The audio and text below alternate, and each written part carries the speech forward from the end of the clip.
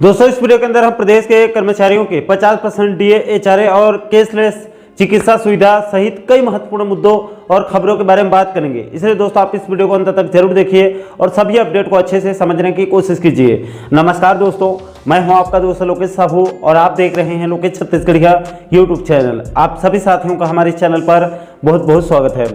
दोस्तों बहुत सारे लोगों की तरफ से अलग अलग वीडियो के नीचे और व्हाट्सएप मैसेज के माध्यम से कुछ कॉल भी कर रहे थे और पूछ रहे थे कि साहू जी बीते कुछ दिनों से आपका वीडियो क्यों नहीं आ रहा है, क्यों जो है आप वीडियो नहीं बना पा रहे हैं। तो देखिए दोस्तों, आप लोगों को इस वीडियो के माध्यम से बताना चाहूँगा कि कुछ पारिवारिक समस्याओं के चलते पूरा समय परिवार को देना पड़ रहा था।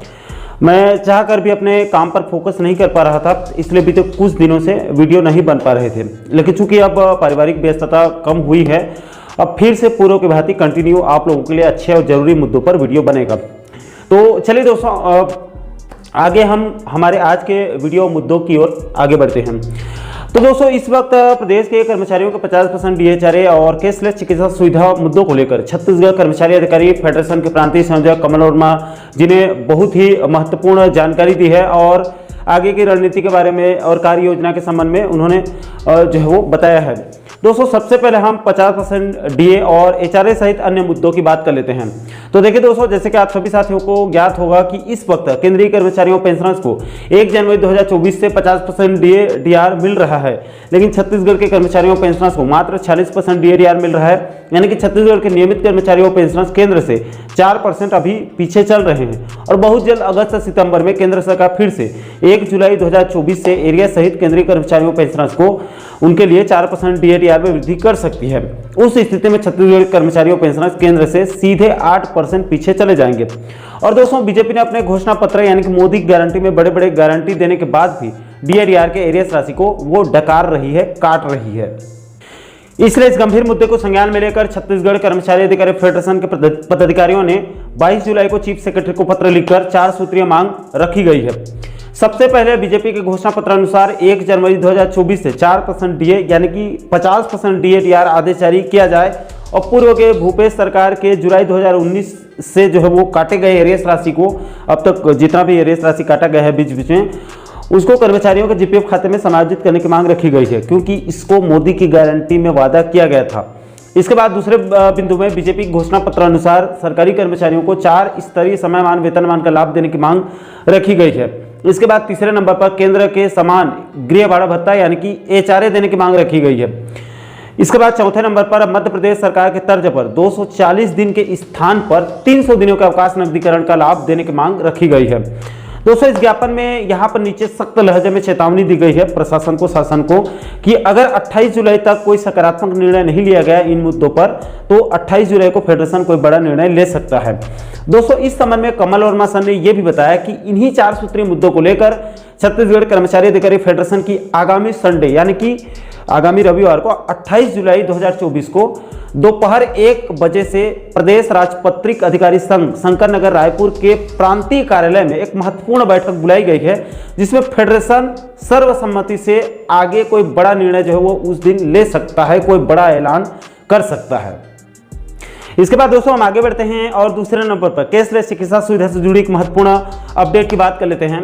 तो देखिए दोस्तों, आपकी जानकारी के लिए बता दूं कि इस समय प्रदेश के कर्मचारियों और उनके परिवार के आश्रितों को इलाज के लिए राज्य सरकार के द्वारा उपचार के लिए राज्य के अंदर और राज्य के बाहर कुछ हॉस्पिटल को मान्यता प्रदान किया गया है। उन मान्यता प्राप्त हॉस्पिटल में प्रदेश के सरकारी कर्मचारी जाकर अपना और अपने परिवार के आश्रितों का इलाज करवा सकते हैं।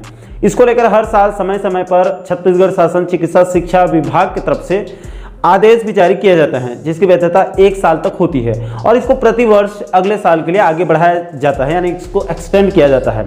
हालांकि दोस्तों राज्य के कर्मचारियों के इलाज के लिए कुछ हॉस्पिटल को मान्यता प्रदान तो कर दिया गया है, लेकिन इसमें कई प्रकार की दिक्कतें सामने आ रही है। जैसे कि सबसे पहले तो ये पूरी तरह से कैशलेस चिकित्सा सुविधा नहीं है, यानी कि आयुष्मान कार्ड के तर्ज पर फ्री में उपचार नहीं होता है, बल्कि पहले कर्मचारियों को अपने जेब से पैसा खर्चा करना पड़ता है। उसके बाद क्लेम करने पर और दुनिया भर के कागजी कार्रवाई करने के बाद और फाइल पास होने के बाद क्षतिपूर्ति के रूप में कुछ राशि शासन की तरफ से कर्मचारियों को कई महीनों के बाद वापस जो है वो किए जाते हैं। दोस्तों ये बहुत ही जटिल प्रक्रिया होने की वजह से प्रदेश के कर्मचारी लगातार कैशलेस चिकित्सा सुविधा की मांग कर रहे हैं। इसलिए इस गंभीर मुद्दे को संज्ञान में लेकर छत्तीसगढ़ कर्मचारी अधिकारी फेडरेशन के तरफ से एक बहुत ही अच्छा कदम उठाते हुए मुख्यमंत्री और मुख्य सचिव को पत्र लिखकर प्रदेश के कर्मचारियों और अधिकारियों को कैशलेस चिकित्सा सुविधा का लाभ देने की मांग रखी गई है। दोस्तों अगर राज्य सरकार की तरफ से प्रदेश के कर्मचारियों और अधिकारियों के लिए कैशलेस चिकित्सा सुविधा लागू किया जाता है तो इससे कर्मचारियों और सरकार दोनों को कौन कौन से लाभ मिल सकते हैं उसके बारे में भी फेडरेशन की तरफ से यहाँ पर 6 अलग अलग बिंदुओं में विस्तार पूर्वक बताया गया है। इसके अलावा दोस्तों छत्तीसगढ़ कर्मचारी अधिकारी फेडरेशन की तरफ से इसी कैशलेस चिकित्सा सुविधा के संबंध में एक और पत्र शासन को सौंपा गया है, जिसमें इसी कैशलेस चिकित्सा योजना के संबंध में सभी चीजों को विस्तार पूर्वक एक एक करके बताया गया है। जैसे कि सबसे पहले कैशलेस चिकित्सा सुविधा कैशलेस चिकित्सा योजना क्या है इसके बारे में बेसिक जानकारी दी गई है।